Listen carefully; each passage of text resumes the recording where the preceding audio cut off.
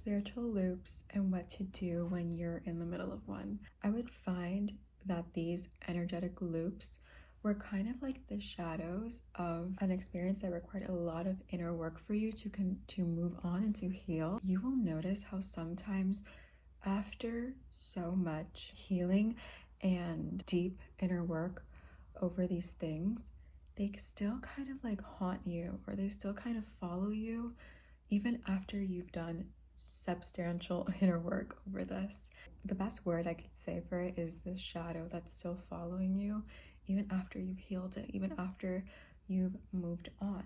I remember watching some of my like spiritual mentors that I follow online, and I remember they kept mentioning cord cutting rituals, you need to do a cord cutting ritual. And I was like, well, I don't feel attached to these people or these situations anymore. So I questioned if I really needed a cord cutting ritual. Then when I decided, you know what, I'm just gonna try out the cord cutting ritual, I'm actually going to do something a little bit more elaborate than just doing my inner work, which my inner work just kind of like in the past, I used to do a lot of inner work in the past because a lot of things used to trigger me. I needed to do inner work. I had many journals that are gone right now because that's something I'm going to talk about later. The more I would do inner work and the more that I would journal about how I felt and how I kind of manifested those situations, the more that these kind of like shadows of the wound would kind of follow me around, and they would still live in my consciousness. They would still affect me, even though it didn't generate an emotional response for me. It still was like haunting me. I recently just actually did a really big cord cutting, releasing negative energy, releasing the past stagnant energy ritual a few weeks ago. And when I tell you that this is exactly what I needed, and I had no idea that I was delaying myself from having like this freedom and this mental and spiritual clarity that I have not experienced before, it required a more action in my rituals, because just assuming that I'm over this situation, just assuming that using the law of assumption and just using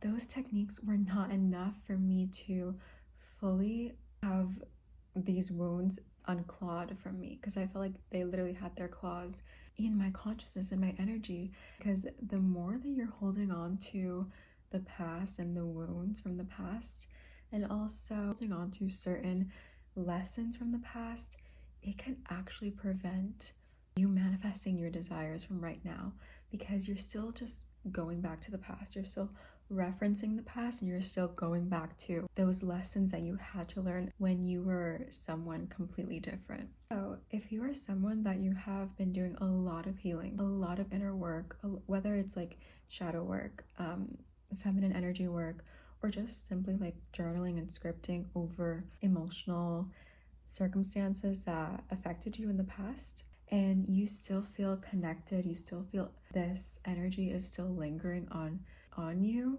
then I really recommend you getting rid of anything physical that reminds you of those triggers. So for me, I have been decluttering my clothes. This is my closet doors.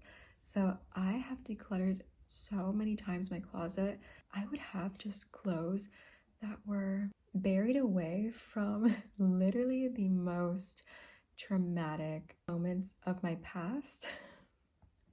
I would literally have wardrobe. I would have clothing pieces from emotional moments from my past. Even though I already healed and it didn't affect me, I still carried those physical pieces of clothing that were still in my closet so many years later, or clothes that reminded me of the person I was at the time. I would do an inventory of stuff that you have even in your phone.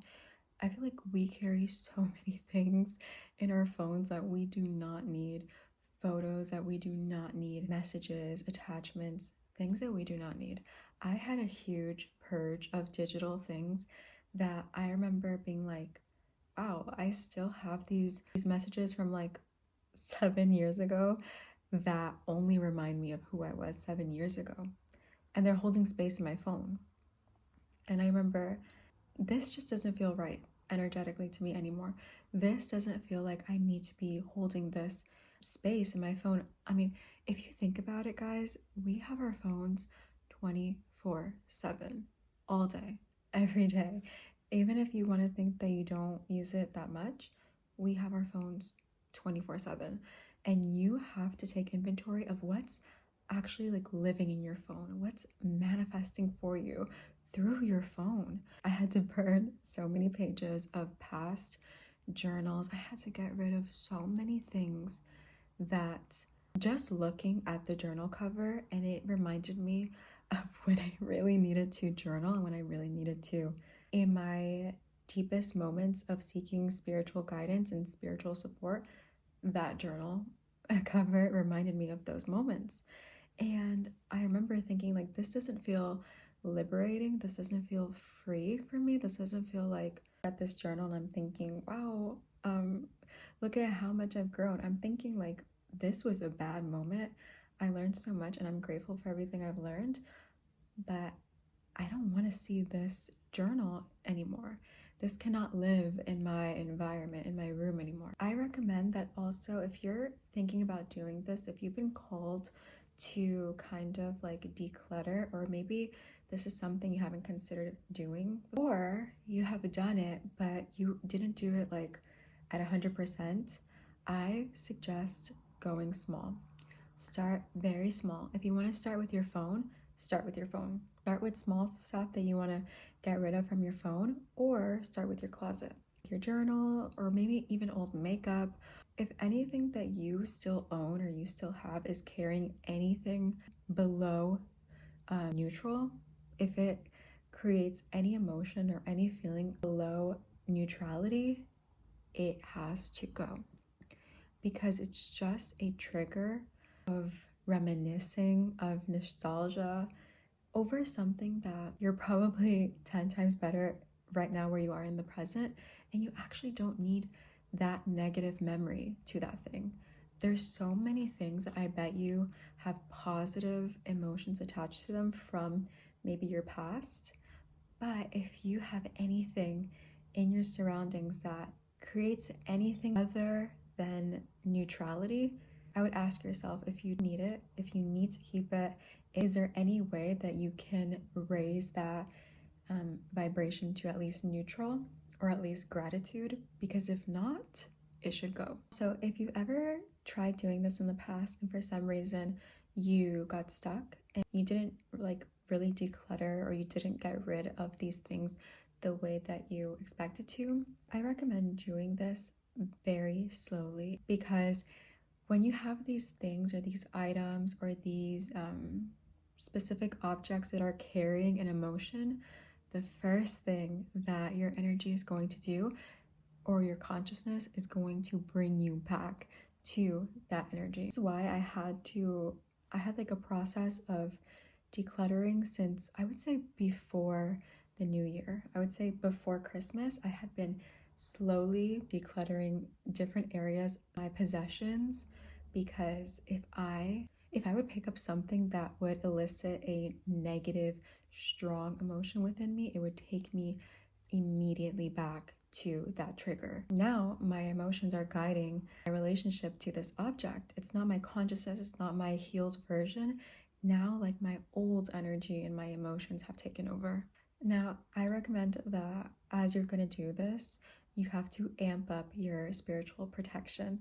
If you are someone who's into incense, into candles, into oils, into spiritual hygiene and spiritual protection and cleaning, I really recommend get your incense, light your candles, and be ready to do this. As you're going to be getting rid of these energetically dense things and these objects, you have to have very strong cord cutting rituals. I really recommend this actually, because I didn't know I needed them until I started doing them more often. I would do one, like, honestly, I would do one every day. Don't sleep on return to sender. Like, if you are someone who has done a lot of inner work, a lot of healing, return to sender is your best friend. And sometimes it's even easier than transmuting it into something positive, because if you're not emotionally strong enough yet, or you're not spiritually strong enough, it can just take you right back to that emotion or to that victim energy, because you're using negative energy that was sent to you to be transmuted. However, not everyone is ready to do that yet, or for emotionally charged things. I do think that everyone should do it. The thing is that I don't believe that I was even ready to do it for certain things. And that's just something that I think you should be aware of. So for things that are very emotionally charged, just a simple return to sender. Return this energy back to the sender. This has nothing to do with me. These shadows, these negative energies that have stayed with me has actually nothing to do with me. I've already transmuted this. I already learned my lessons, and just return to sender. Sometimes, guys, we would be healing things that aren't even ours. They're not even ours. Like, there was something that I was journaling about it has to be more than 6 months ago. I was journaling over something, and I remember hearing my intuition say, my intuition literally told me, like, this isn't even yours to heal. And sometimes if it's like something generational, it's not even whoever passed it on to you. It can be like an inner work trap that a lot of spiritual women can fall into, because we are healing not only ourselves, but we're healing what was passed on to us. But the thing that was passed on to us isn't even ours. It doesn't even belong to the person who passed it to us. It belongs to someone or something else. But as long as we continue taking ownership over it, or we continue giving it a place to live in our energy, in our journals, in our consciousness, it's gonna be ours. That's why I really recommend return to sender energy after doing inner work, or a lot of healing, or a lot of like leveling up in a short period of time, because even 6 months, a year is a short period of time. If you look at Dr. David Hawkins' scale of consciousness, anything that's under neutral has like a side effect of like negativity. It has something like that. Just look at it. So that's it for today. See you in the next one.